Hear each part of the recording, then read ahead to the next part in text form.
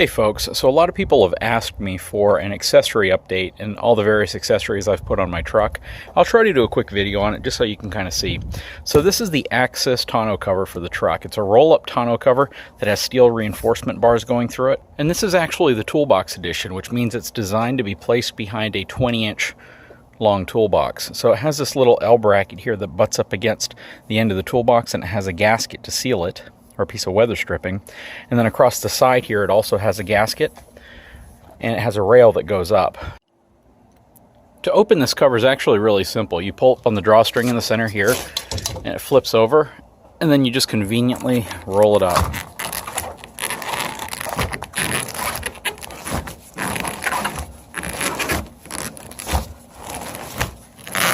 Once you get to the end here, you grab this plastic clip right here. You clip it in right here, and it prevents it from opening. There's one on each side. To close it, simply take that off.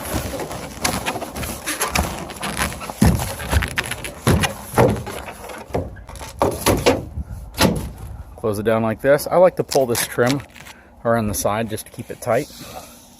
But when it's completely closed, you really don't even see anything on top. It looks completely smooth, and you can kind of tell from this angle.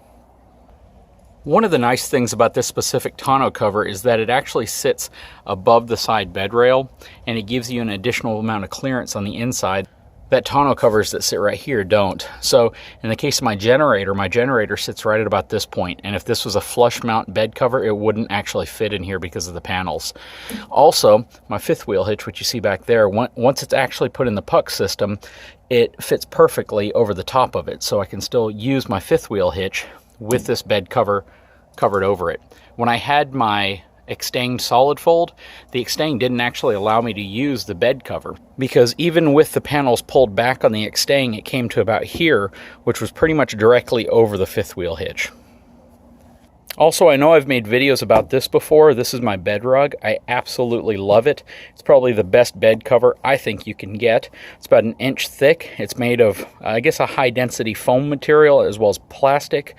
This top material, even though it feels like carpet, it's actually a plastic material. Has a lifetime warranty with it, and literally you can put anything on this and it just won't damage your bed and it won't damage the liner. I've made a cutout which you really can't see, but it's right here, and it actually goes around the fifth wheel hitch. I cut that out with a razor knife in all of about 5 minutes when I was installing the hitch. I simply put the hitch on top and I drew an outline around it, and I just cut the outline and it fits perfectly. Another accessory which I've talked a lot about is this weather guard toolbox. This was actually acquired from Truckers Equipment, one of my sponsors.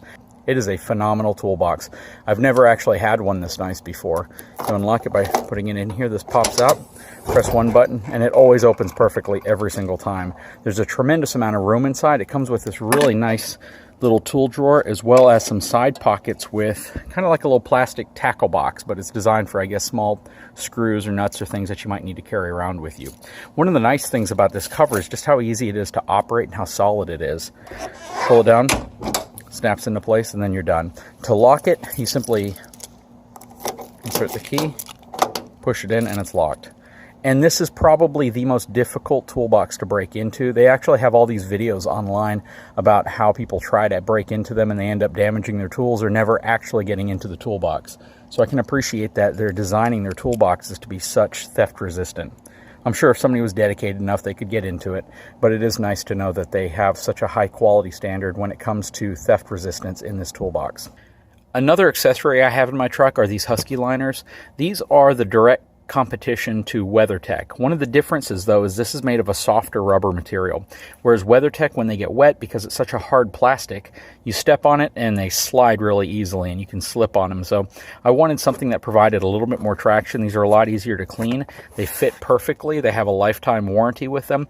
And again, I just think it's a better design simply because it's safer, especially if you have wet boots or wet shoes and you're trying to get in on these. They're going to add much more traction than most of them that are on the market. So these go for about $100 a pair for the front and about $50 for the one that runs across the back seat. This is my Smittybilt bumper step. It goes down a little bit lower than the steps that are on the side of the actual bumper right here on my ranch hand, but this is actually really convenient. I put this little piece of tread tape. I had extra tread tape after I'd put some coating here on the bumper, and I really like this step. It comes in real handy, plus it's made out of solid steel, so it adds a little bit of rear protection to your truck. It goes directly into the receiver. It's one solid piece. And this is a nice part. I believe it's about $65 is what I remember. I'm pretty sure everyone's familiar with the Ranch Hand Horizon Series rear bumper that I have on the truck. It actually comes with these LED light pods, and one of the nice things about these are actually made in America. These are very high-end, they work extremely well, and they're very bright, and it comes with them. I mean, what bumper is going to actually give you a high-quality light pod that's actually powder-coated with the bumper? I put this grip tape across the top here. I don't really think I need it, but I put it just as a safety precaution. So far, I've been extremely happy with my Ranch Hand bumper. I had this installed by Truckers Equipment, and it is just incredibly robust. To kind of give you an idea, this metal here is actually 7-gauge steel. If you look at almost anything else on the market for a rear bumper or a smooth steel bumper like this, they're using 13 or 12-gauge steel up here. This is 7-gauge steel. It's very thick metal.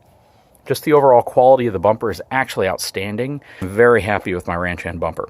And this is the Horizon Series. Again, installed by Truckers Equipment. And this is my truck as it stands today. You know, I haven't done as much to this truck as I had done to my F250, because this truck really came with a lot more. This is a Platinum Edition, where my 250 was a Lariat Ultimate Edition. One of the upgrades I had done on my Lariat were to install the cab lights at the top. My Lariat did not have the clearance lights up top, so I actually went and I installed 5 clearance lights at the top. I know a lot of folks are really scared to drill through the roof of their truck, just as I was. But ultimately, when you measure everything out, if you have a sharp bit and you're confident with what you're doing, you shouldn't have much of a problem. It doesn't involve dropping the headliner down and drilling through the roof, but ultimately, as long as you seal everything up real well and you really spend time on quality, take your time to do it right, you shouldn't have any problems. And that was one of the big upgrades I had done to my F250. As you can see, I've done nothing to the rear suspension of this truck. In my 250, I had actually added 4-inch blocks from an F350, Fox Racing shocks, as well as a Hellwig Bigwig sway bar, and an Add-A-Leaf to the back. Even the Timbren SES suspension enhancers, which, if you look at that yellow bump stop that replaces that and puts essentially this big round rubber block there that acts as a stabilizer as well as support additional payload and keeps the truck from squatting as much. But nope, haven't done anything to the suspension on this truck at all. Regarding the front suspension, on my 250, I had a 2.5-inch spacer. It was a Pro Comp spacer that was put in here, and I ran the Fox Performance shocks up front. Aside from that, I really didn't do much to the front of that truck either. But this is completely stock front suspension on my Super Duty. Well, it started getting dark on me out here. And again, I haven't really done a lot to this truck aside from the standard upgrades such as the bed liner, bed cover, toolbox, front and rear bumper, put a bunch of LED lights on the front of it, floor mats, things like that. I really like how the truck came equipped, and I didn't feel the need to really put a lot into aftermarket accessories on this one. A big upgrade I may do in the future is to upgrade to more aggressive tires, something that's just going to give me a little bit more bite, because these Continental HSRs just don't have a lot of bite when you get into the sand or dirt. And no, that's a rock, it's not a nail. But you gotta love how the 19.5-inch Alcoa wheels look on this truck. That's really something that helps sell me on it. When you see the wheels on this truck versus the wheels that come on a F350, these 450 wheels are truly a much better looking wheel. And because it's only fair to show the front wheel as well. Again, 19.5-inch Alcoa wheels truly dress this truck up. And if you haven't done so yet, be sure to go to www.ranchhand.com to register for $1,500 worth of Ranch Hand equipment, plus free shipping and installation. Anyways, just wanted to make a quick video. I hope you like it. If you do, please like and subscribe. Thanks, everyone.